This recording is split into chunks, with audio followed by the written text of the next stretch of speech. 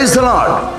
ఖమ్మం పట్టణ పరిసర ప్రాంత ప్రజలకు గొప్ప శుభవార్త. పాల్ పృథ్వీ మినిస్ట్రీస్ వారి నిర్వహణలో ప్రతి నెల 2వ మంగళవారం ఉదయం 9 గంటలకు పరిశుద్ధాత్మ తైలాభిషేక స్వస్థత ఆరాధన జరుగుతుంది. స్థలం TNGO function hall, VDOS colony, Yellandu cross road, Khammam. ఈ ఆరాధనలో ఇప్పటికే వేలాది మంది ప్రజలు పాల్గొని గొప్ప గొప్ప కార్యాలు పొందుకున్నారు. చీకటి దురాత్మ శక్తుల చేత పీడించబడేవారు విడుదల పొందుకున్నారు. పక్షవాతము, క్యాన్సరు, కిడ్నీకి సంబంధించిన భయంకరమైన వ్యాధులతో బాధపడేవారు కూడా వచ్చి గొప్ప కార్యాలు పొందుకుంటున్నారు. గర్భఫలము లేని వాళ్ళు గర్భఫలమును పొందుకున్నారు. మీరు ఎందుకు ఆలస్యం చేస్తున్నారు? రండి. జీవితాలు మార్చే సందేశం పరిశుద్ధాత్మ దేవుడు మాట్లాడుతున్నాడు. అక్టోబర్ 8 ఉదయం 9 గంటలకు.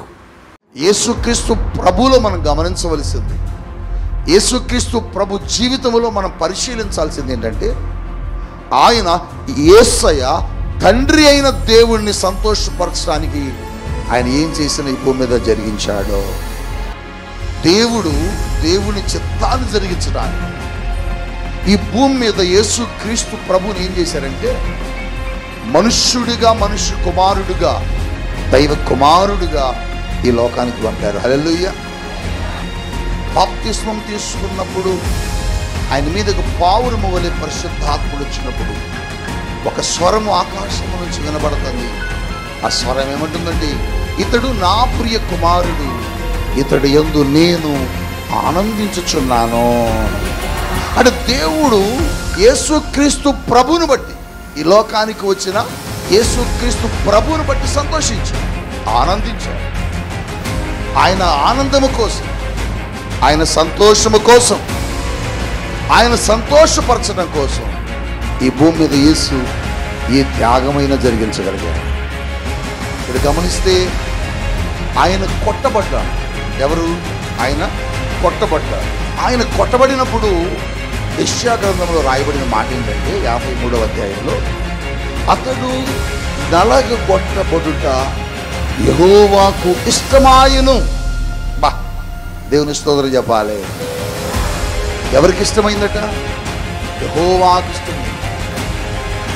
ఎందుకు ఇష్టమైందంటే, యేసుని కొట్టడం, యేసుని ఆ శిలువ మీద భయంకరంగా హింసించటం తండ్రికి ఎందుకు ఇష్టమైందంటే, ఆయన కొట్టబడబట్టి, ఆయన శిలువ వేయబడబట్టి ఈ మనుష్యుడు, నీకు తెలుసా, దేవుడు ఎప్పుడు నిన్ను సంతోషపరచాలని కోరుకుంటున్నాడు.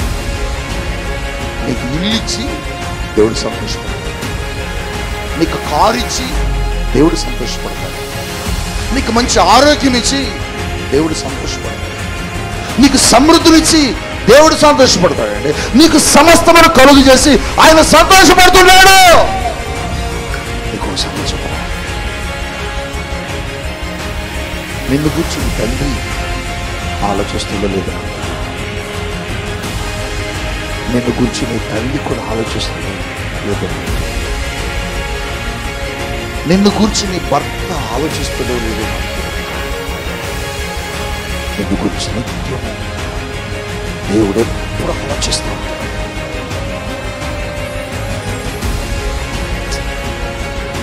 ఆయన మనసు నీకు అర్థం కాదలే.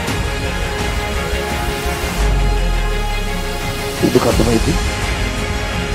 ఎలా అర్థమైంది? అర్థం అవ్వాలంటే ఆయన మనసు నీకు తెలియాలి కదా. అర్థం అవ్వాలంటే ఆయన మనసును చూడాలి కదా. ఆయన మనసులో కూడా చూసేవా? ఆయన మనసులో చూడాలి. ఆయన మనస్సు, ఆయన హృదయాన్ని ఎప్పుడు చూడాలి. ఆయన హృదయాన్ని ఒకరిని చూశాడు. యేసుక్రీస్తు ప్రభువును గూర్చినటువంటి కొన్ని విషయాలు ఈరోజు దేవుడు నీతో చక్కగా మాట్లాడటానికి ఇష్టపడుతున్నాడు.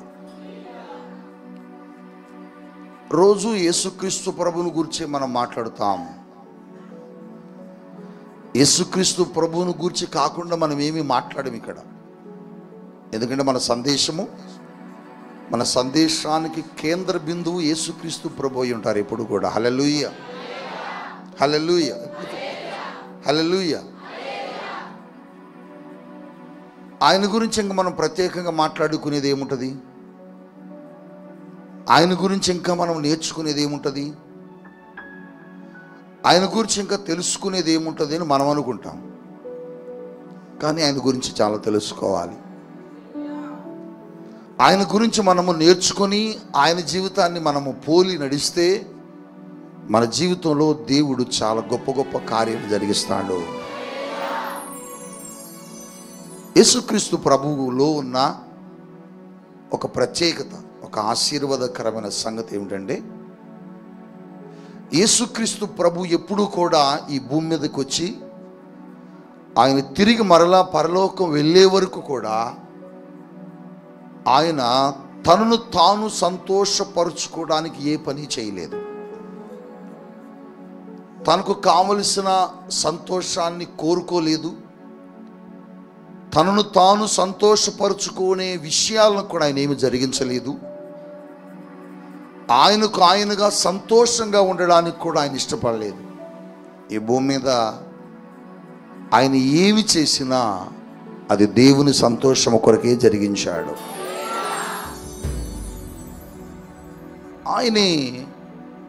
ఆయన గూర్చినటువంటి సాక్ష్యం భక్తుడైన పౌలు రోమా సంఘానికి రాసిన మాట ఏమంటే, 15వ అధ్యాయం 3వ వచన భాగంలో ఆయన ఏమన్నారు చూడండి. పౌలు భక్తుడు రోమా సంఘానికి ఏం తెలియజేశారు?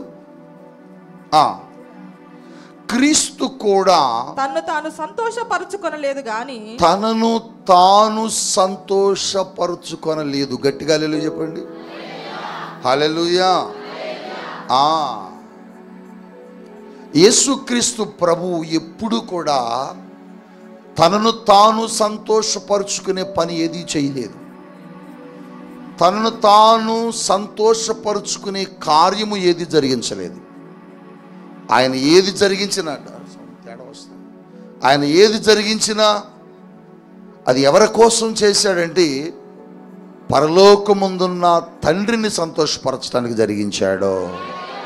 హల్లెలూయా, హల్లెలూయా. ఎవరిని సంతోషపరచడానికి? తండ్రిని సంతోషపరచడం.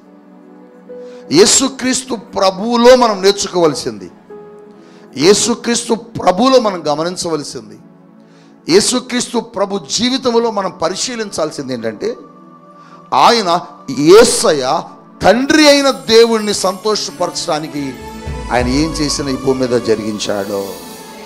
హల్లెలూయా చెప్పాలి బిగ్గరగా. దేవుని చిత్తాన్ని జరిగించడానికి ఈ భూమి మీద యేసుక్రీస్తు ప్రభుని ఏం చేశారంటే, మనుష్యుడిగా, మనుష్య కుమారుడుగా, దైవ కుమారుడుగా ఈ లోకానికి పంపారు. హల్లెలూయా. చూడండి, దేవుని యొక్క వాక్యంలో అదే మాట భక్తుడైన పౌలు హెబ్రీ సంఘానికి కూడా అదే తెలియజేశారు. 10వ అధ్యాయంలో 9వ వచనములో రాస్తున్నారు. చూడండి అన్నమాట. హెబ్రీలకు రాసిన పత్రిక 10వ అధ్యాయము ఆయన 9వ వచనం, ఆయన నీ చిత్తము నెరవేర్చుటకు ఇదిగో నేను వచ్చి ఉన్నానని చెప్పుచున్నాను. నేను వచ్చి ఉన్నాను అని చెబుతున్నాడు. బిగ్గరగా స్తోత్రం చెబుతా. యేసయ్య ఎందుకు వచ్చాడట చెప్పండి? ఎందుకు వచ్చాడట? దేవుని చిత్తము జరిగించడానికి. దేవుని చిత్తం ఏంటి? దేవుణ్ణి సంతోషపరచటమే దేవుని చిత్తం. హల్లెలూయా. అంటే భూమి మీద యేసుక్రీస్తు ప్రభువారు ఏది జరిగించినా అది దేవుణ్ణి చిత్తమై ఉన్నది. దేవుని చిత్తం ఏంటంటే దేవుణ్ణి సంతోషపరచటమే. యేసుక్రీస్తు ప్రభువారు ఒక రోగిని బాగు చేశారు అనుకోండి. ఆ రోగిని బాగు చేయడం వెనక ఉన్నది ఏంటంటే దేవుని సంతోషం.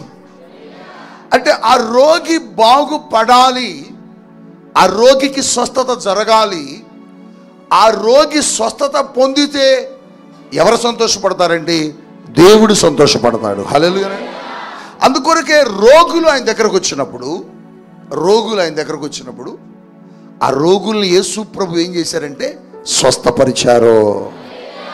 ఆ స్వస్థతకు కారణం ఏంటంటే ఆ రోగిని బాగు చేయడానికి కారణం ఏంటంటే ఈ రోగి బాగుపడితే దేవుడు సంతోషపడతాడు.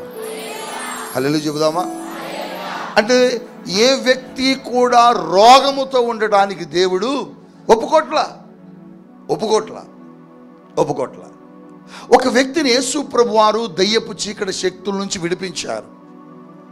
గెరాసేనుల దేశంలో కావచ్చు, రకరకాల ప్రాంతాల్లో కావచ్చు.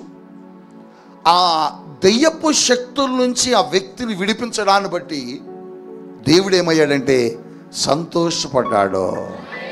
దేవుని స్తోత్రం చెప్పండి. హల్లెలూయా, హల్లెలూయా. అంటే ఒక వ్యక్తి దురాత్మ శక్తుల నుంచి విడిపించబడడం అనేది దేవునికి సంతోషం. ఒక వ్యక్తి రోగముల నుంచి విడిపించబడడం అనేది దేవునికి సంతోషం. అంతేకాదు యేసుక్రీస్తు ప్రభువారు అనేక మంది పాపులను వారి జీవితాలను మార్చి లోకము నుంచి, శాపము నుంచి, పాప జీవితాల నుంచి యేసయ్య ఏం చేశాడు తెలుసా? వారిని విడిపించి రక్షణ మార్గంలోకి నడిపించాడు. హల్లెలూయా. అంటే యేసుక్రీస్తు ప్రభువారు ఆ పాపిని రక్షించడం వెనక కారణం ఏంటంటే, ఆ పాపిని కాపాడడం వెనక కారణం ఏంటంటే, ఆ వ్యక్తి రక్షణ పొందితే సంతోషపడేది ఎవరంటే తండ్రి అయిన దేవుడే. హల్లెలూయా. అంటే దేవుడు యేసుక్రీస్తు ప్రభువారిని పంపినప్పుడు యేసుక్రీస్తు ప్రభు జరిగించిన పరిచర్య ఏంటంటే, ఏది చేసినా ఆ పరిచర్య ద్వారా దేవుడు సంతోషపడ్డాడు. అందుకొరకే యేసుక్రీస్తు ప్రభువారు కూడా బాప్తిస్మం తీసుకున్నప్పుడు ఆయన మీదకు పావురము వలె పరిశుద్ధాత్ముడు వచ్చినప్పుడు ఒక స్వరము ఆకాశము నుంచి వినబడుతుంది. ఆ స్వరం ఏమంటుందంటే, ఇతడు నా ప్రియ కుమారుడు, ఇతడు యందు నేను ఆనందించుచున్నాను. అంటే దేవుడు యేసుక్రీస్తు ప్రభువును బట్టి, ఈ లోకానికి వచ్చిన యేసుక్రీస్తు ప్రభువును బట్టి సంతోషించాడు, ఆనందించాడు. ఆయన ఆనందము కోసం, ఆయన సంతోషము కోసం, ఆయన సంతోషపరచడం కోసం ఈ భూమి మీద యేసు ఏ త్యాగమైనా జరిగించగలిగాడు. మీరు గమనిస్తే ఆయన కొట్టబడ్డాడు. ఎవరు? ఆయన కొట్టబడ్డాడు. ఆయన కొట్టబడినప్పుడు యెషయా గ్రంథంలో రాయబడిన మాట ఏంటంటే 53వ అధ్యాయంలో, అతడు నలగగొట్టబడుట యెహోవాకు ఇష్టమాయను. దేవుని స్తోత్రం చెప్పాలి. ఎవరికి ఇష్టమైందట? యెహోవాకు ఇష్టమైందట. ఎందుకు ఇష్టమైందంటే, యేసుని కొట్టడం, యేసుని ఆ శిలువ మీద భయంకరంగా హింసించటం తండ్రికి ఎందుకు ఇష్టమైందంటే, ఆయన కొట్టబడబట్టి, ఆయన శిలువ వేయబడబట్టి ఈ మనుషుల్లో ఉన్న ప్రతి పాపము కడగబడ్డది. మీరు గమనించాలి. ఇప్పుడు దేవుడు ఎందుకు సంతోషపడుతున్నాడంటే, ఆయన కొట్టబడినందుకు కాదు, ఆయన కొట్టబడడాన్ని బట్టి ఈ లోకములో ఉన్న మనుషులకు క్షమాపణ దొరికింది, ఈ లోకములో ఉన్న మనుషులకు రక్షణ దొరికింది, ఈ లోకములో ఉన్న మనుషులకు స్వస్థత వచ్చింది. అందుకు ఆయన సంతోషపడుతున్నాడు. అంటే ఆయన సంతోషం కోసం, తండ్రి అయిన దేవుని సంతోషం కోసం యేసుక్రీస్తు ప్రభు ఏం చేశారు తెలుసా? కొట్టబడ్డారు. అంటే దేవుని సంతోషపరచడానికి ఈ లోకానికి వచ్చాడట. ఆయన దేవుణ్ణి ఆనందింపచేయడానికి ఈ లోకానికి వచ్చాడట. దేవుని చిత్తమును జరిగించడానికి ఈ లోకానికి వచ్చాడట. దెయ్యములను పారదోలిన, రోగులను స్వస్థపరిచిన, పాపులను క్షమించిన, అనేక రకాలుగా మనుషులను ఆదరించి ప్రేమించిన యేసుక్రీస్తు ప్రభు చేసిన పరిచర్య ఏంటంటే, దేవుణ్ణి సంతోషపరిచాడు. తన తండ్రి అయిన దేవుణ్ణి సంతోషపరిచాడు. ఈరోజు దేవుడు నిన్ను అడుగుతున్నాడు, నీ ద్వారా దేవుడు ఎప్పుడన్నా సంతోషపరచబడ్డా? నీ మాటల ద్వారా దేవుడు ఎప్పుడన్నా సంతోషపరచబడ్డా? నీ పనిని బట్టి దేవుడు ఎప్పుడైనా సంతోషపరచబడ్డా? ఈ ప్రశ్న అడగడానికి పరిశుద్ధాత్మ దేవుడు ఇక్కడికి రాజుని వచ్చాడు. ఈ దినం ఇక్కడికి ఎందుకు వచ్చాడు పరిశుద్ధాత్మ దేవుడు అంటే, ఈ మాట నిన్ను అడగడానికి, నీ జీవితంలో ఈ మాటను ఒక్కసారిగా అడిగి వెళ్ళాలని ఆశపడుతున్నాడు ఆయన. నిజంగా నువ్వు రక్షణ పొందిన దగ్గర నుంచి ఈనాటి వరకు నువ్వు మందిరానికి వస్తున్న ఈ క్షణం వరకు ఎప్పుడైనా నిన్ను బట్టి దేవుడు సంతోషించాడు బిడ్డ? ఎప్పుడైనా నిన్ను బట్టి దేవుడు ఆనందించిన క్షణాలు ఎప్పుడైనా ఉన్నాయా? ఎప్పుడైనా నిన్ను చూసి ఆ తండ్రి అయిన దేవుడు ఆనందించి మురిసిపోయిన గడియలు, క్షణాలు నీ జీవితంలో ఎప్పుడైనా ఉన్నాయా? నువ్వు ఎందుకు రావాలి దేవుని దగ్గరికి? నువ్వు ఎందుకు రావాలి దేవుని మందిరానికి? నువ్వు ఎందుకు రావాలి ఈ సమయంలో దేవుని సన్నిధి కంటే? నిన్ను బట్టి దేవుడు సంతోషపడాలి. నీ బిడ్డలను కంటావు, నీ బిడ్డలు ప్రయోజకులై నిన్ను కారులో తిప్పుతున్నప్పుడు, నిన్ను మంచి గృహంలో కూర్చోబెట్టినప్పుడు, నీకు మంచి భోజనం పెట్టినప్పుడు నీ బిడ్డను బట్టి నువ్వు ఎలా సంతోషపడతావు? నీ బిడ్డను బట్టి నువ్వెంత ఆనందిస్తావు? మరి దేవుడిని ఎప్పుడైనా సంతోషపరిచావా? ఎప్పుడైనా దేవుడిని ఎప్పుడైనా ఆనందింపచేసావా? ఎప్పుడైనా నీ జీవితంలో నీ పరిచర్యను బట్టి దేవుడు ఆనందించాడా? ఎప్పుడైనా దేవుడు నీ పాటను బట్టి దేవుడు ఆనందించాడా? పరిచర్య చేస్తా ఉంటావు, నువ్వు మందిరానికి వస్తావు, ఊడుస్తావు, తుడుస్తావు, కడుగుతావు, మందిరంలో వాలంటీరింగ్ చేస్తావు, మందిరంలో సంఘ పెద్దగా ఉంటావు. నీ పరిచర్య ఎప్పుడైనా దేవుడిని సంతోషపరిచిందా? ఈరోజు దేవుడు నిన్ను అడుగుతున్నాడు, నువ్వు దేని కొరకు పరిచర్య చేశావు? నువ్వు దేని కొరకు వాలంటీరింగ్ చేశావు? నువ్వు దేని కొరకు దేవుని మందిరాన్ని కడిగావు? నువ్వు దేని కొరకు మందిరాన్ని తుడిచావు? ఎప్పుడన్నా నీ పరిచర్యను బట్టి దేవుడు సంతోషించిన క్షణాలు నీ జీవితంలో ఎప్పుడైనా ఉన్నాయా? ఒకసారి ఆలోచించు.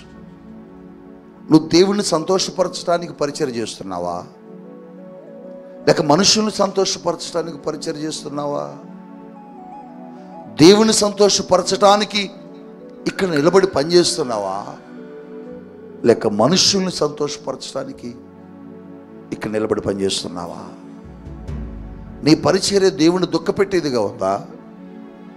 నీ పరిచర్య దేవుని సంతోషపరిచేదిగా ఉందా?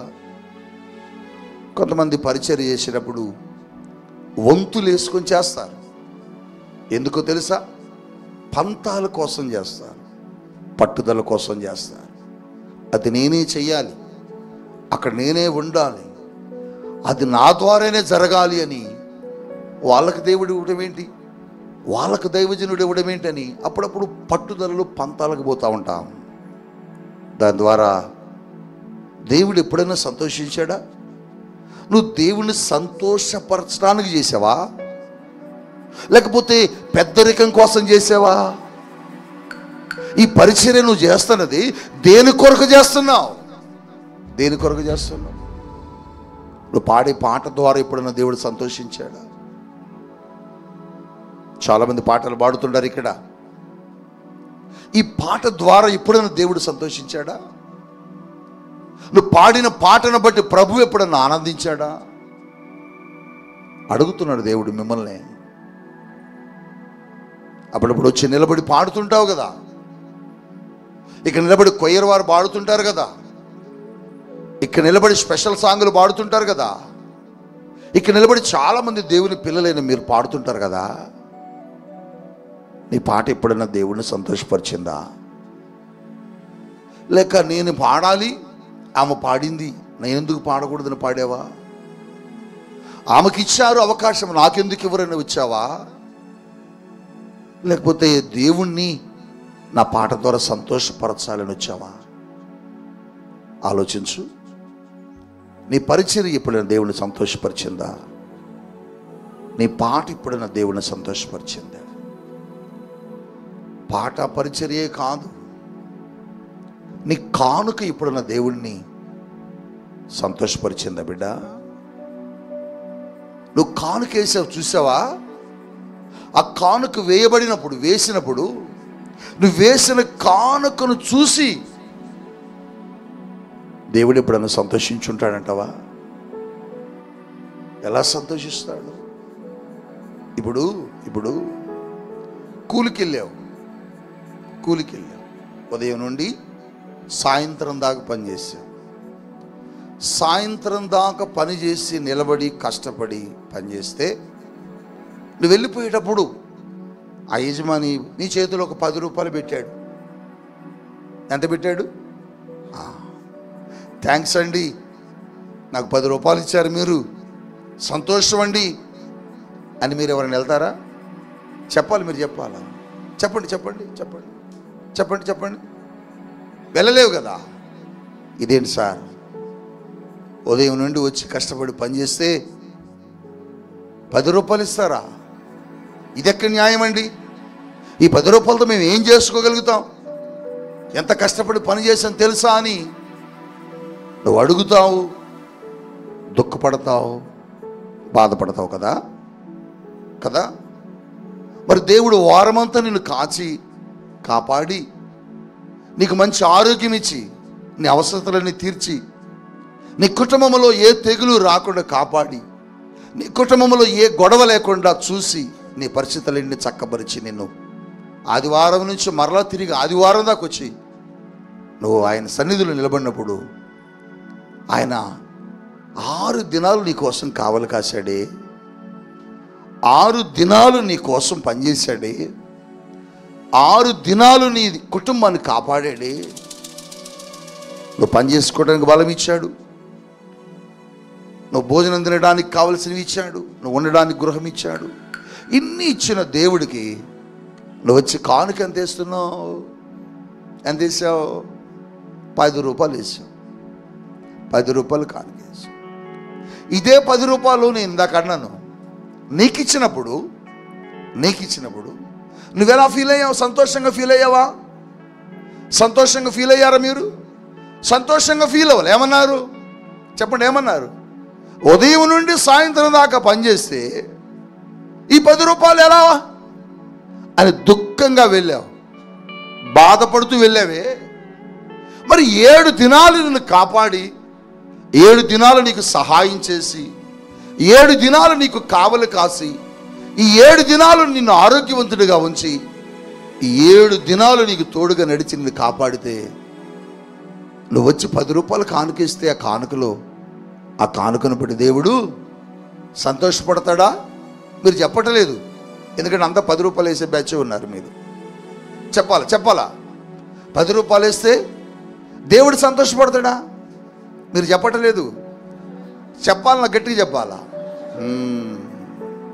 అంటే నీ కానుక కూడా దేవుడు సంతోషించట్లా.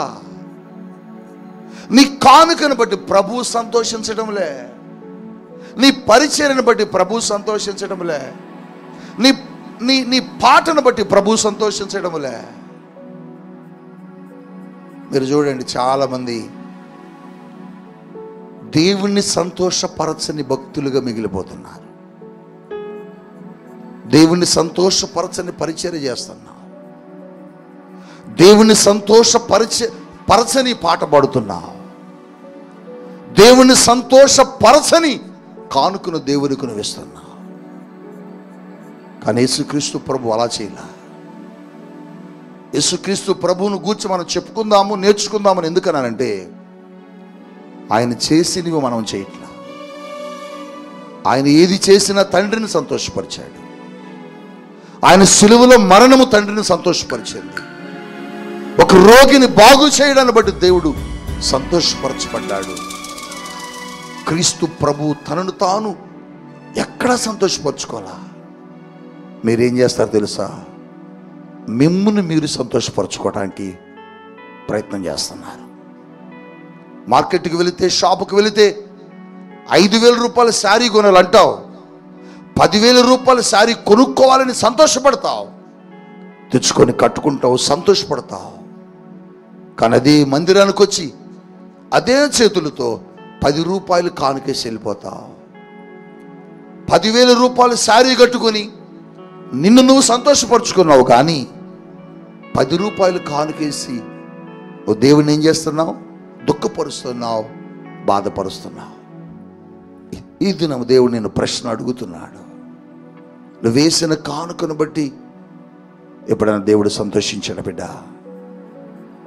లేదండి. లైన్లో రాగానే 10 రూపాయలు పట్టుకుని నిలబడతాం. నేను అదే అంటున్నాను, దేవుడు నీతో అదే మాట్లాడుతున్నాడు. దేవుడు నీకు అదే చెబుతున్నాడు. ఇప్పుడు నిన్ను ప్రశ్న అదే వేస్తున్నాడు. రోజంతా పనిచేసి నీ చేతిలో 10 రూపాయలు పెడితే నువ్వెంత బాధపడతావో. వారమంతా నిన్ను కాచి కాపాడిన దేవుని సన్నిధికి వచ్చి ఒక 10 రూపాయల నోటును అక్కడ వేసేసి వెళ్ళిపోతే నీ కానుక కూడా దేవుడిని బాధ పెట్టదు బిడ్డ. ఈ లెక్క దేవుని ఎన్నిసార్లు బాధ పెట్టావో, ఈ లెక్క దేవుని ఎన్నిసార్లు గాయపరిచావో. నీ కానుక దేవుణ్ణి గాయపరిచింది, నీ పాట దేవుణ్ణి గాయపరిచింది. నువ్వు ఇక్కడ నిలబడి పాడేవు, నువ్వు ఇక్కడ నిలబడి సంతోషంగా గొంతెత్తి నీ అద్భుతమైన స్వరంతో పాడేవు. కానీ ఇక్కడ వాళ్ళందరూ నువ్వు పాడుతుంటే పరవశించారు. ఇక్కడ వాళ్ళందరూ నువ్వు పాడుతుంటే అబ్బా ఎంత బాగా పాడింది అమ్మాయి, ఎంత బాగా పాడాడు ఆ బాబుని చప్పట్లు కొట్టారు. కానీ యేసయ్య ఏడుస్తున్నాడు, యేసయ్య దుఃఖపడుతున్నాడు. యేసయ్య నీ పాటను చూసి సంతోషించడంలే, దేవుడు నీ పాటను బట్టి ఆనందించడం లేదు. ఎందుకంటే ఆ పాట నిన్ను నువ్వు మహిమపరచుకోవడానికి చేశావు. ఆ పాట నిన్ను నువ్వు ఘనపరచుకోవడం కోసం పాడి ఉంటావు. ఒకవేళ అలా ఎప్పుడైనా పాడావా? అమ్మాయి పాడుతుంది, అమ్మాయికి అందరూ ఫ్యాన్స్ వచ్చేసారు, ఆ అమ్మాయికి ఏంటి నేను పాడాలి ఇప్పుడైనా పాడావా? ఒకవేళ అలా పాడి ఉంటే నీ పాట ద్వారా నువ్వు యేసయ్యని చాలా దుఃఖ పెట్టావు. సంఘం చప్పట్ల కొట్టొచ్చు, మనుషులు శబాష్ అనొచ్చు, కానీ నీ పాట దేవుణ్ణి బాధ పెట్టుంటుంది. నీ పాటే కాదు, నీ మాటలు, నీ మాటలు కూడా దేవుణ్ణి సంతోషపరచాలి. నీ మాటలు కూడా దేవుణ్ణి ఆనందింప చెయ్యాలి. కానీ ఎప్పుడన్నా నీ మాటలు దేవుణ్ణి సంతోషపరిచాయా? నీ మాటలు ఎప్పుడైనా దేవుని దుఃఖపరిచాయా? నీ మాటలు దేవుణ్ణి దుఃఖపరిచి ఉంటాయి. ఎందుకంటే నువ్వు లేని వాటిని పుట్టిస్తావు, నువ్వు లేని వాటిని సృష్టిస్తావు, నువ్వు లేని మాటలు పుట్టించి ఇతరుల మీద నిందలు వేస్తా ఉంటావు. అందుకని నీ మాటలను బట్టి దేవుడు ఏమవుతాడో తెలుసా? దుఃఖపడుతున్నాడు, బాధపడుతున్నాడు, కన్నీరు కారుస్తున్నాడు. నీ మాటలను బట్టి దేవుడు సంతోషించాలి బిడ్డ. నీ క్రియలను బట్టి దేవుడు సంతోషించాలి. దావీదు అంటాడు, మోకరించి దేవుని సన్నిధిలో, అయ్యా నా మాటలు ఎప్పుడన్నా నిన్ను దుఃఖపరిచాయా? నీకు ఆయాసకరమైన మార్గములు నా దగ్గర ఏమన్నా ఉన్నాయా? నిన్ను ఎప్పుడన్నా గాయపరిచానా ప్రభువా? నా మాటల ద్వారా, నా క్రియల ద్వారా నువ్వు ఎప్పుడైనా బాధపడిన దాఖలాలు ఉన్నాయా? చూపించాయా అని దావీదు దేవుణ్ణి రోజు అడుగుతున్నాడు. దావీదు చేసిన ప్రతి పనిని దేవుడు దావీదుకు చూపించాడు. దావీదు, ఇదిగో నిన్ను బట్టి నేను దుఃఖించానయ్యా, నిన్ను బట్టి నేను ఇలా బాధపడ్డానయ్యా అని దావీదుకు చూపించినప్పుడు దావీదు ఏం చేశాడు తెలుసా? నన్ను క్షమించు ప్రభువా, నేను చేసిన పనులు, నేను చేసిన క్రియలు, నేను మాట్లాడిన మాటలు నిన్ను గాయపరిచాయి కదా, నన్ను క్షమించని దేవుణ్ణి వేడుకొని క్షమాపణ కోరుకున్నాడు. ఈ దినం నేను వర్తమానం చెప్పడానికి ఇక్కడికి రాలే, పరిశుద్ధాత్మ దేవుడు నాకు ముందే చెప్పాడు. ఒక్క మాట అడుగన్నాడు, ఒక్క మాట. వారిని బట్టి నేను ఎప్పుడైనా సంతోషించానేమో అడుగన్నాడు. వారిని బట్టి నేను ఎప్పుడైనా ఆనందింపచేసి పడ్డానేమో అడుగన్నాడు. నిశ్చయం బిడ్డ, నీ మాటలు ఎప్పుడన్నా దేవుని సంతోషించాయా? నీ మాటలు ఎప్పుడైనా దేవుని సంతోషపరిచాయా? నోరు తెరిస్తే అబద్ధం ఆడుతున్నావు, నోరు తెరిస్తే బూతులాడుతున్నావు, నోరు తెరిస్తే ఇతరుల మీద నిందలు వేస్తున్నావు, నోరు తెరిస్తే ఇతరుల మీద లేనిపోనివి పుట్టిస్తున్నావు, సృష్టిస్తున్నావు. వాటిని బట్టి దేవుడు సంతోషపడడు. అంటే నువ్వు దేవుణ్ణి సంతోషపరచలేని జీవితం నీది. దేవుణ్ణి సంతోషింపచేయలేని పరిస్థితులు నువ్వు ఉన్నావు.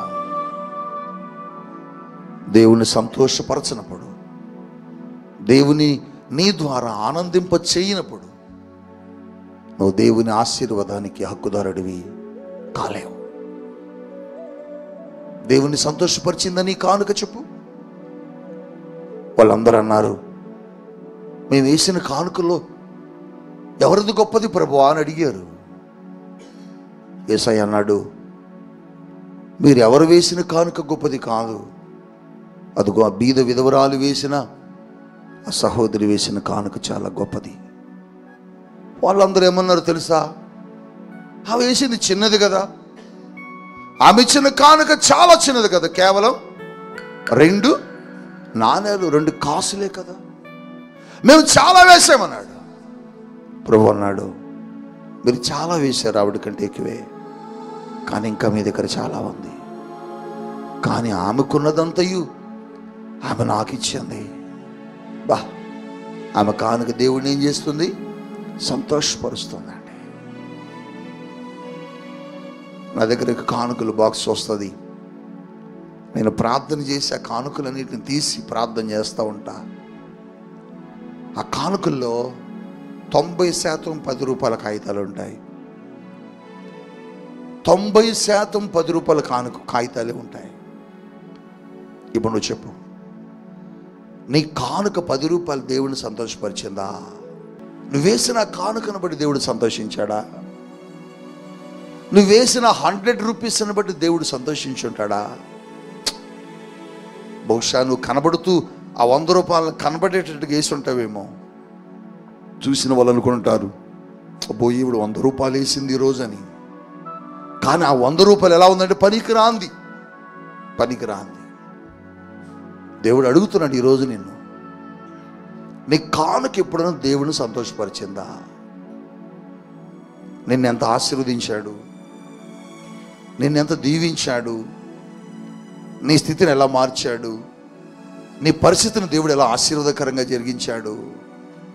వారమంతా నిన్ను కాపాడాడు కదా, వారమంతా నిన్ను పోషించాడు కదా, వారమంతా నీ ఇంటికి కావలిగా ఉన్నాడు కదా, నీకు సంపాదించుకునే సామర్థ్యాన్ని దేవుడిచ్చాడు కదా, సమాజంలో ఉన్నతమైన గౌరవాన్ని ఇచ్చాడు కదా. ఇంత చేసిన దేవుడికి మనం ఏం చేస్తున్నాం అంటే లైన్లో నిలబడి ఒక 10 రూపాయలు వేసిపోతున్నాం. మార్కెట్కి వెళితే 10 రూపాయలకు విలువ లేదు, కానీ దేవుని దగ్గర తీసుకొచ్చి 10 వేస్తున్నాం. ఇప్పుడు నీ కానుకను బట్టి దేవుడు సంతోషపడట్లేదు బిడ్డా, నీ పాటను బట్టి సంతోషపడట్లేదు. మీరు సాక్ష్యాలు చెబుతారు, ఆ సాక్ష్యమును బట్టి దేవుడు ఏమవ్వాలి తెలుసా? సంతోషించాలండి. చెప్పండి, సాక్ష్యం ఎందుకు చెబుతారు?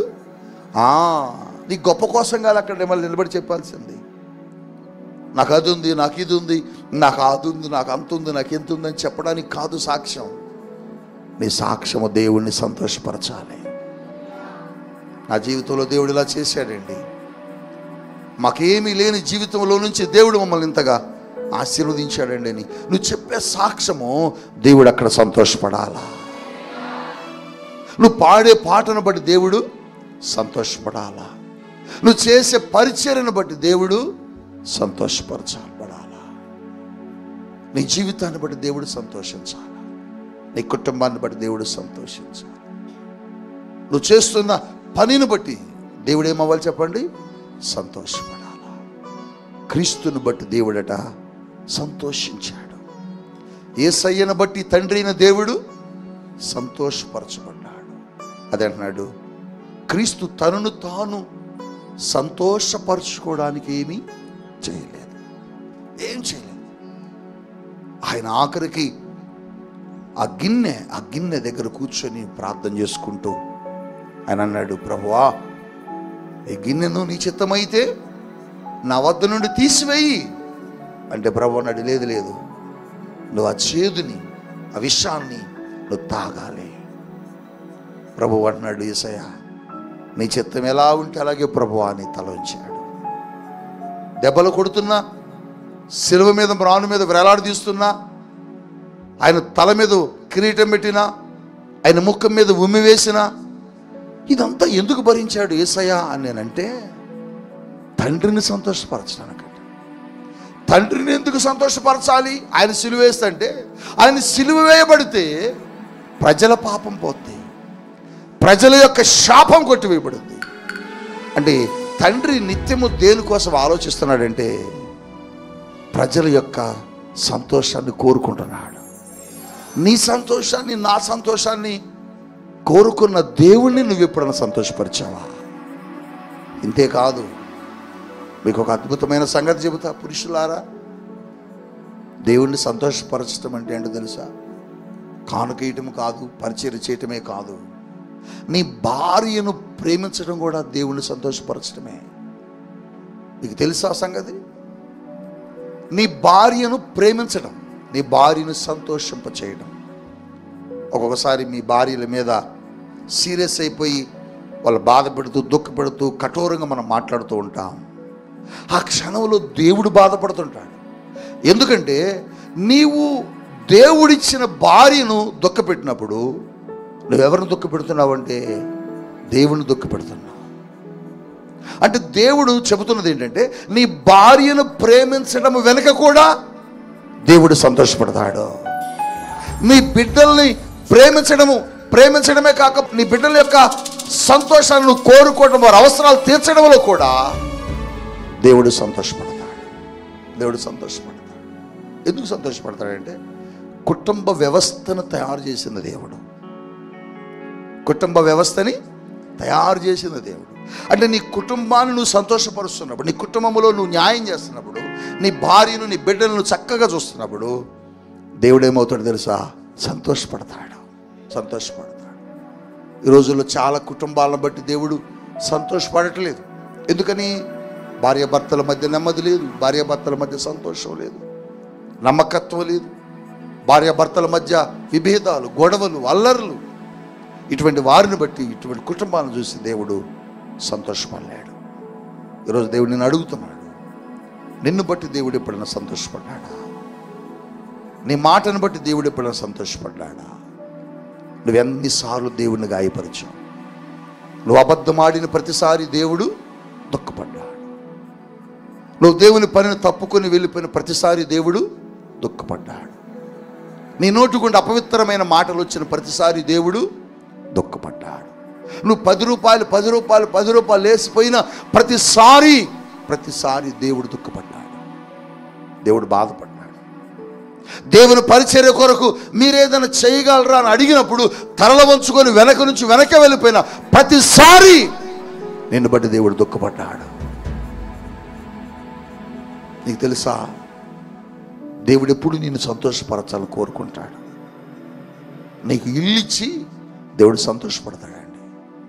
నీకు కారు ఇచ్చి దేవుడు సంతోషపడతాడండి. నీకు మంచి ఆరోగ్యం ఇచ్చి దేవుడు సంతోషపడతాడండి. నీకు సమృద్ధినిచ్చి దేవుడు సంతోషపడతాడండి. నీకు సమస్తమైన కలుగు చేసి ఆయన సంతోషపడుతున్నాడు.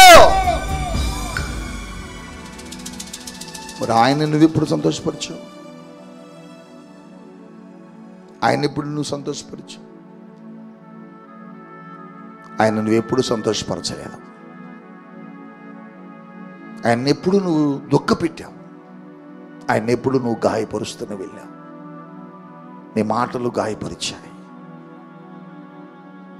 నీ చూపులు గాయపరిచాయి, నీ ఆలోచనలు గాయపరిచాయి, నీ తలంపులు గాయపరిచాయి. నీకు ఒక సంగతి చెప్పనా? నిన్ను గురించి నీ తండ్రి ఆలోచిస్తుండో లేదో నాకు తెలియదు.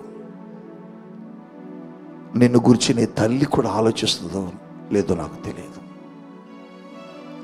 నిన్ను గురించి నీ భర్త ఆలోచిస్తాడో లేదో నాకు తెలియదు. కానీ నిన్ను గురించి నిత్యము దేవుడు ఎప్పుడు ఆలోచిస్తూ ఉంటాడండి.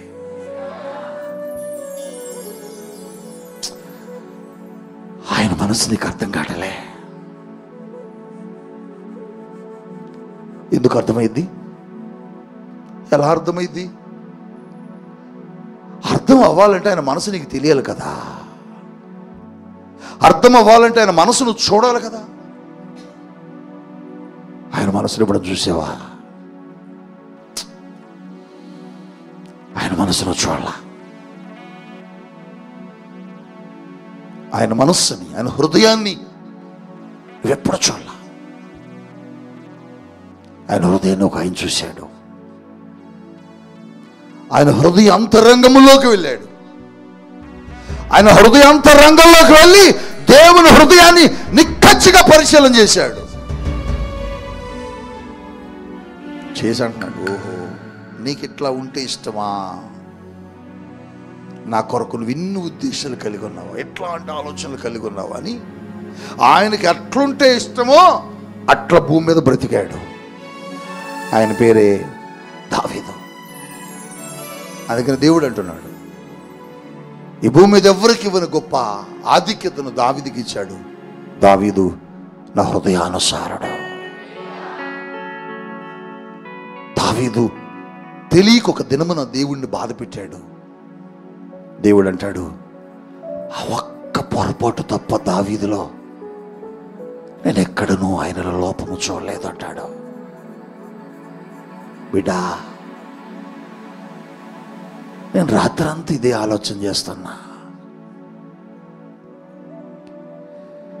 ప్రభువా, నన్ను బట్టి నువ్వు సంతోషించావా, దుఃఖపడ్డావా అని అడిగాను. నా మాటలను బట్టి నువ్వు ఎప్పుడైనా గాయపడ్డావా?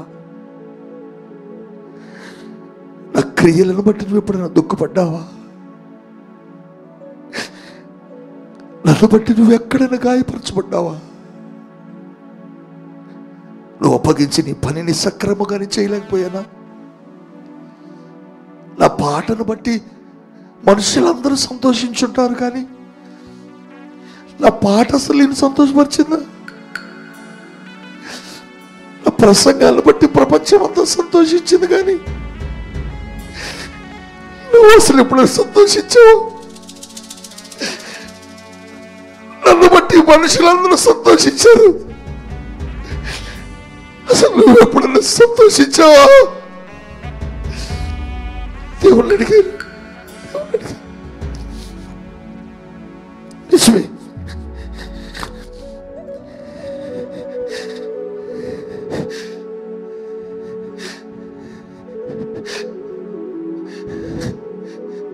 దేవుణ్ణి అడిగారు.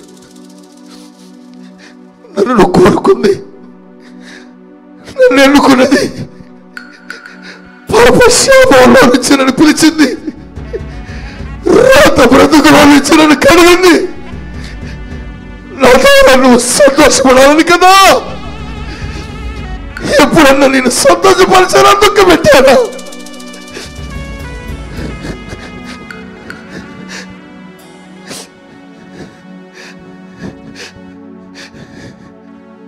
ఎప్పుడన్నా నువ్వు అడిగావా? ఎప్పుడన్నా దేవుడు నువ్వు అడిగావా? ఈరోజు దేవుడిని అడుగుతున్నాడు, నువ్వు చెప్పిన సాక్ష్యాన్ని బట్టి దేవుడు సంతోషించాడా? నువ్వు వేసిన కానుకలు బట్టి దేవుడు ఎప్పుడన్నా సంతోషించాడా? నువ్వు చేసిన పనిని బట్టి, పరిచర్యను బట్టి దేవుడు ఎప్పుడన్నా సంతోషించాడా? ఎవరిని సంతోషపరుస్తున్నావు? నువ్వు ప్రేమించిన వలన, నువ్వు కట్టుకున్న వలన, నిన్ను పొగిడే వాళ్ళనా, నిన్ను కన్న వాళ్ళనా, నీకు సహాయం చేసిన వాళ్ళనా, లేకపోతే నీకు మాటలు చెప్పి నిన్ను సంతోషపరిచే వాళ్ళనా?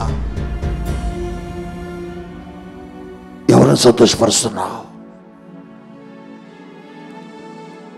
నిన్ను నువ్వు సంతోషపరుచుకుంటే నువ్వు దేవుణ్ణి మోసం చేస్తున్నావు. ఎవరు సంతోషపరుస్తుంటే నువ్వు దేవుడిని మోసం చేస్తున్నావు. నిన్ను నువ్వు సంతోషపరచుకోవడానికి కాదు, నీకు నువ్వుగా సంతోషించడానికి కాదు. నువ్వు నిర్మించబడ్డది, నువ్వు రక్షించబడ్డది, నువ్వు పాప శాపాల నుంచి విడిపించబడ్డది నువ్వు దేవుణ్ణి సంతోషపరుస్తావని. వీళ్ళని బట్టి నేను సంతోషపడాలని కోరుకున్నాను అంటున్నాడు దేవుడు. నిన్ను బట్టి దేవుడు మురిసిపోవాలని కోరుకున్నాడు దేవుడు.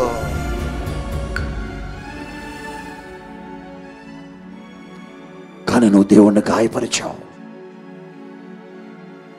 ముష్టి వడికేసినట్టు 10 రూపాయలు వేసి ఆయన భయం పెట్టావు. అడుక్కునేవాడు వస్తే వేసే 10 రూపాయలే దేవుని కానుక డబ్బాలు వేసి దేవుని దుఃఖపరిచావు. అడుక్కునేవాడు కొడది 10 రూపాయలు వేసావు. సిగ్నల్స్ దగ్గర ఆగినప్పుడు కారు లేకపోతే బండి అడుక్కునే వస్తారు, వాళ్ళకే 10 ఇచ్చావు. దేవుని మందిరంలో 10 వేసావు. అంటే నీకు దేవుడు అడుక్కునేవాడు ఒకటైపోయాడు. దేవుడు దుఃఖపడుతున్నాడా, సంతోషపడతాడు? ఇప్పుడు మీరు చెప్పండి. నువ్వు వేసిన కానుక ఎవరిని సంతోషపరిచింది? నువ్వు చేసిన పరిచర్య ఎవరిని సంతోషపరుస్తుంది? నువ్వు పాడిన పాటలు ఎవరిని సంతోషపరుస్తుంది? నీ సాక్ష్యం ఎవరిని సంతోషపరిచింది? నీ క్రియలు, నీ పద్ధతులు ఎవరిని సంతోషపరిచాయి? నీకు నువ్వుగా సంతోషపరుచుకున్నావా? యేసయ్య తనను తాను ఎప్పుడూ సంతోషపరచుకోలేదట. ఆయన ఏం చేసినా, సిలువలో మరణించిన, గాయాలు పొందిన, తన దేహం కొట్టబడిన, అది ఎవరి కోసం ఉంటేనట? తండ్రిని సంతోషపరచడానికి. తండ్రి, నేను కొట్టబడటం నీకు ఇష్టమా? అయితే కొట్టించుకుంటా. నేను ఉమ్మి వేయబడటం నీకు ఇష్టమా? అయితే ఉమ్మి వేయించుకుంటా. నా జుట్టు పెరికి వేయటం నీకు ఇష్టమా? అయితే జుట్టు పెరికి వేసుకుంటా. నేను దెబ్బ తిన్నా నువ్వు సంతోషపడతానంటే అది నాకు కావాలన్నాడు. ఈయన్ని కొట్టడం ఆయనకి ఎందుకు ఇష్టమైందంటే నీకోసమే. నీకోసం, నీకోసం తన కుమారుణ్ణి కొట్టాడే. నీకోసం తన కుమారుని కొట్టాడే. ఆయనకి ఏమిచ్చావు? నీకోసం తన కుమారుని సిలువెక్కించాడే. ఆయనకేం చేశావు? నీకోసం తన కుమారుని మరణానికి అప్పగించాడే. ఆయన కోసం నువ్వేమిచ్చావు? ఆఖరికి ఏ తండ్రి అంత కసాయితనంగా ఉండడండి. అప్పటి వరకు తన చేతులు సిలువలో పట్టుకొని ఒక్కసారి వదిలేశాడండి. వదిలితే ఆయన అడిగాడు, నా దేవా, ఎందుకు నా చేతులు వదిలేశావు? నువ్వు వదిలేస్తే నేను చచ్చిపోతా, నేను ఇక్కడ ఉండలేను, బ్రతకలేనంటే. నువ్వు చచ్చిపోవటం నాకు కావాలి. నువ్వు చనిపోతే భూమి మీద ఉన్న నా బిడ్డలందరూ విమోచించబడతారు. నా రక్తమంతా పోతుంది. నీ రక్తమంతా పోతేనే నా ప్రజలు కడగబడతారు. ఇంతకీ ఇన్ని పనులు ఎవరి కొరకు చేశాడు అంటే మన కోసమేనండి. మరి మనం ఏం చేసాం? నలిగిపోయిన 10 రూపాయలు వేసావా? మనం ఏం చేసాం? ఆయన పరిచర్య కొరకు పిలుస్తుంటే తప్పుకొని వెళ్ళిపోయామా? మరి మనం ఏం చేసాం? ఆయన చేసిన మేలులన్నిటిని మర్చిపోయి నిన్ను నువ్వు సంతోషపరచుకోవడానికి నీకు ఇచ్చిన సమస్తమును నీ కొరకే వాడుకున్నావు తప్ప నీకు ఇచ్చిన దాన్ని దేవుని కొరకు నువ్వు వాడలేకపోయావు. దేవుడు సంతోషంగా ఉండాలని కోరుకోలే. నా ప్రభు మందిరం మంచిగా ఉండాలని కోరుకోలే. నా సన్నిధి మంచిగా ఉండాలని కోరుకోలే. నా ప్రభు పని బాగా జరగాలని కోరుకోలే. నా సేవకుడు మంచిగా ఉండాలని కోరుకోలే. నా సేవకుని కుటుంబం మంచిగా ఉండాలని నువ్వు కోరుకోలే. 10,000 రూపాయలు చీర కట్టుకొని నీకు నువ్వు సంతోషించావు. 50 లక్షల రూపాయల గృహాన్ని కట్టుకొని నీకు నువ్వు సంతోషించావు. 30 లక్షల రూపాయల కారు కొనుక్కొని నీకు నువ్వు సంతోషించావు. 2 లక్షల రూపాయల బండి నువ్వు కొనుక్కొని నీకు నువ్వు సంతోషించావు. కానీ దేవుణ్ణి ఎప్పుడు సంతోషపరుస్తావు? దేవుణ్ణి ఎప్పుడు సంతోషపరిచావు? నీ కానుక సంతోషపరచలా, నీ పరిచర్య సంతోషపరచలా, ఆఖరికి నీ మాటలు సంతోషపరచట్లా, ఆఖరికి నీ ప్రవర్తన కూడా సంతోషపరచట్లా. దేవుని సంతోషపరచని వ్యక్తి దేవుని చిత్తమును జరిగించలేడు. దేవుని చిత్తమును జరిగించని వ్యక్తి ఈ భూమి మీద నిలిచి ఉండలేడు. ఈ భూమి మీద నిలిచి నిరంతరం ఉండాలంటే ఆ వ్యక్తి దేవుని చిత్తమును జరిగించువాడై ఉండాలి. బిడ్డా, ఒక్కసారి ఆలోచించు. రాత్రంతా ఇదే అడిగే దేవుణ్ణి, ప్రభువా మా ద్వారా నీకు సంతోషం ఉందా లేదా? అసలు మా సంఘమును బట్టి నువ్వు సంతోషిస్తున్నావా లేదా? అసలు నా ప్రసంగమును బట్టి నువ్వు సంతోషించావా లేదా? నా పాటను బట్టి నువ్వు సంతోషించావా లేదా? అవును, నువ్వు కూడా అడగాలి. ఎప్పుడైనా దేవుడు దుఃఖ పెట్టేవేమో అడుగు. నీ మాట దేవుణ్ణి ఇప్పుడు గాయపరిచిందేమో అడుగు. నీకు 2 లక్షల రూపాయలు బండి ఇచ్చి దేవుడు సంతోషపడ్డాడండి. నువ్వేమిచ్చావు? ఏమేవలా? 30, 40, 50 కోట్ల రూపాయల గృహాన్ని ఇచ్చి దేవుడు సంతోషించాడండి. నువ్వేమిచ్చావు? ఏమేవలా? నీకున్న అనారోగ్యాన్ని తొలగించి ఆరోగ్యాన్ని ఇచ్చి దేవుడు సంతోషించాడు. అబ్బా, నా కుమార్తెకి ఇప్పుడు మంచి ఆరోగ్యం ఉన్నదని. నువ్వేమిచ్చావు? దేవుడు నన్ను స్వస్థపరిచాడని చెప్పావు, అంతే. మరేమిచ్చావు? గుంటూరు పట్టణంలో ఒక యవనస్తురాలండి, ఆగస్టు నెలలో వచ్చినట్టుంది పాప పరిశుద్ధాత్మ తైలాభిషేక ఆరాధనకి. ఆ పాప క్యాన్సర్ జబ్బుతో వచ్చింది. ఆ పాప దగ్గరకు వస్తే ఎవరు ముట్టుకోవడానికి కూడా అంత భయంకరంగా ముట్టుకోలేకపోయారు చాలామంది. ఎవరో కాదు, వారి తల్లి వారి తండ్రి ముట్టుకోలేదట. వాళ్ళ స్నేహితులు కాలేజీలో చదువుతుంటే ఆ అమ్మాయిది క్యాన్సర్ ఉందని, అమ్మాయి బాగలేదని ఎవరు అంటుకోలేదట. ఆ అమ్మాయి తలంతా కూడా పగిలిపోయిందండి, మొత్తం బ్లడ్ వస్తుంది, శరీరం అంతా పగిలిపోయిందండి, ముఖం అంతా కూడా విపరీతమైన రక్తం అట్లా కారుతుంది బయటకి వచ్చి. ఆ పాప ఆ తైలాభిషేక ఆరాధనకు ఒక వృద్ధురాలు, ఒక పెద్దమ్మ, ఒక ముసలావిడ తీసుకొచ్చింది ఆ అమ్మాయిని. స్నేహితులు రమ్మంటే రాలేదట, బంధువులు రమ్మంటే రాలేదు, అమ్మ నాన్న రమ్మంటే రాలేదట. ఆ పాపను వాలంటీర్లు పైకి తీసుకొచ్చారు. మీరు చెప్తే నమ్మరు, ఆ దృశ్యం మీరు చూస్తే నిద్ర కూడా పట్టదు మీకు. అంత అగ్లీగా ఉంది, అంటే అంత ఇదిగా ఉంది, భయంకరంగా పాప. మన పిల్లలు వాలంటీర్స్ ఏం చేశారంటే చేతులు పట్టుకొని తీసుకొచ్చారు. ఆ పాపను చూసి నాకు కూడా అనిపించింది, అసలు బతుకుద్దా అనిపించింది, బ్రతుకుద్దా అనిపించింది. కానీ దేవుడు చెప్పాడు, ఆ బిడ్డ మీద తైలం వేసి నువ్వు ప్రార్థన చేయి, నేను బాగు చేస్తా. ఆ బిడ్డ అన్నది ఏం తెలుసా? నాన్న,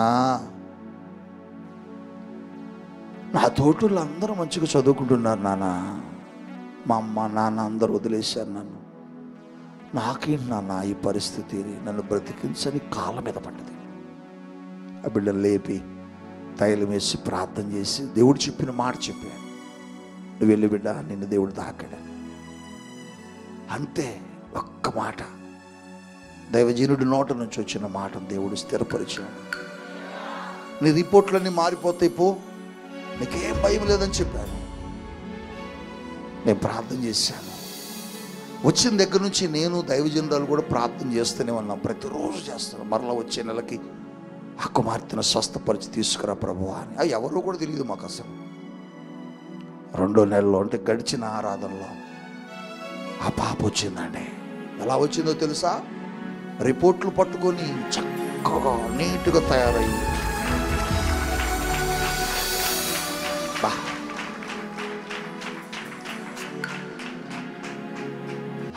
అండి ఒక కవర్లో కొంత కానుక పెట్టుకొని ఆ కానుకను తీసుకొచ్చి మమ్మీ చేతిలో పెడుతుంది. మమ్మీ, నా దగ్గర ఏం లేదు మమ్మీ, దేవుడు నన్ను స్వస్థపరిచి బాగు చేసినందుకు ఏమి ఇచ్చిన రుణం తీర్చలేడు, కానీ ఇదే ఉంది మమ్మీ అని మమ్మీ చేతులు పెడితే మమ్మీ ఆ కానుక పట్టుకొని ప్రార్థన చేసి నాకు ఇచ్చింది. ఆ పాప ఇచ్చిన కానుకని, ఆ కానుకని ఏం చేసా తెలుసా? నా దగ్గర జాగ్రత్తగా దాచుకున్నా. ఎందుకో తెలుసా బిడ్డ? అది చాలా విలువైన కానుక. ఆ కానుకను బట్టి దేవుడు సంతోషించాడు. ఎప్పుడన్నా నీ కానుకను బట్టి దేవుడు సంతోషించాడా? గొప్ప కోసం ఇచ్చావా కానుక? వద్దు, అలా ఇస్తే నాకు అవసరం కూడా లేదు. అందరిలో గొప్పగా ఉండాలని ఇచ్చావా? వద్దు, అలా ఎప్పుడే వద్దు. నీ కానుక ద్వారా దేవుడు మహిమ పొందాలి నువ్వు. నీ కానుకను బట్టి దేవుడు పని జరగాలి నువ్వు. నీ కానుకను బట్టి దేవుడు సంతోషించాలి నువ్వు. కొంతమంది ఇస్తారు కానుకలు, నా పేరు చెప్పండి, నేను ఎంత ఇచ్చానని చెప్పండి అంటారు. ఇక కానుకిచ్చిన ఒకటి, ఇవ్వపోయిన ఒకటి. ఆ కానుకిచ్చిన ఒకటి, ఇవ్వపోయిన ఒకటి. కొంతమంది గొప్ప కోసం ఇస్తారు, అది ఇచ్చిన ఒకటే, ఇవ్వకపోయినా ఒకటే. అట్లాంటి కానుకలో దేవుడు సంతోషపడడం. యథార్థంగా హృదయపూర్తిగా దేవుని కొరకు నువ్విచ్చే కానుకను దేవుడు ఇష్టపడతాడు.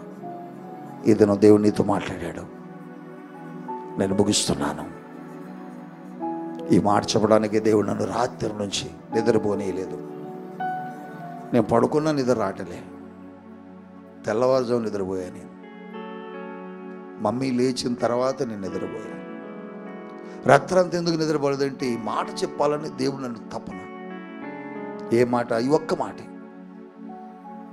వాళ్ళు కానుక, వాళ్ళ పని, వాళ్ళ పాట, వాళ్ళ సాక్ష్యం నన్ను సంతోషపరిచింది ఏమో ఒకసారి అడుగు అన్నాడు. ప్రభు చెబుతున్నాడు, ఎప్పుడు సంతోషపరచలేదు, ఎప్పుడు సంతోషపరచలేదు. ఎందుకు? ఎందుకు? నిన్ను నువ్వు సంతోషపరచడం కోసం చేసిన పనులే.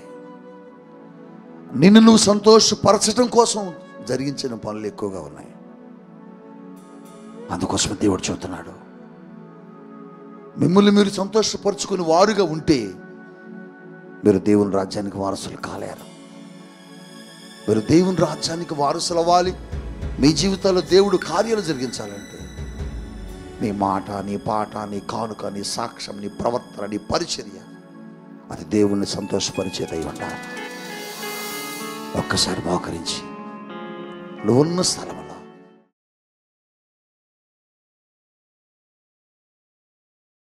తండ్రి, నీకే వందనాలు, స్తుతులు, స్తోత్రాలు యేసయ్యా.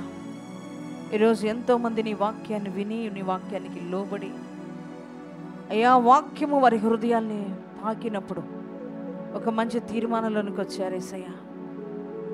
అవునయ్యా, ఇన్ని రోజులు మా క్రియలు, మేం చేసిన పరిచర్య, మేం పాడిన పాటలు, మేము ఇచ్చిన కానుకలు, అయ్యా మా మాటలు, మా పద్ధతులు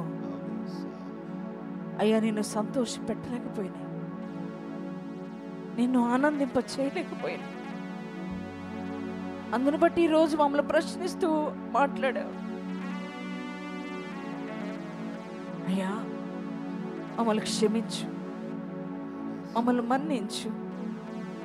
అనేక మార్లు నీకు దుఃఖాన్ని కలుగు చేసిన వారు, నీకు సంతోషాన్ని ఇవ్వకపోగా నీకు దుఃఖాన్ని కలుగు చేసామయ్యా. మా క్రియలను బట్టి, మా పని యొక్క ఆలోచనలను బట్టి, మేము పాడిన పాటను బట్టి, క్రియలను బట్టి, మేము ఇచ్చిన కానుకలను బట్టి నువ్వు దుఃఖపడ్డావు.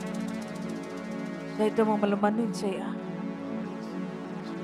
ఈరోజు ప్రభా, ఈ రోజు నుండి ఒక తీర్మానం చేసుకుంటున్నా. మా క్రియలను బట్టి నువ్వు సంతోషించాలి. నిన్ను సంతోషపెట్టే క్రియలు మేము కలిగి ఉండాలి. మేము పాట పాడినా, నీ పరిచర్య చేసినా, వాక్యం అందించినా, ప్రభా నాయన నీ మందిరంలో ఏ పని చేసినా, కానుకలు ఇచ్చినా, ప్రతి దాన్ని బట్టి నువ్వు సంతోషించాలి. మమ్మల్ని నువ్వు మెచ్చుకోవాలి అయ్యా. నాయనా తండ్రి ప్రభా, మమ్మల్ని బట్టి నువ్వు ఆనందించాలి. అటువంటి రీతిగా మేము బ్రతుకుతామని ఒక మంచి తీర్మానం చేసుకుంటున్నాం ప్రభా నీ సన్నిధానంలో.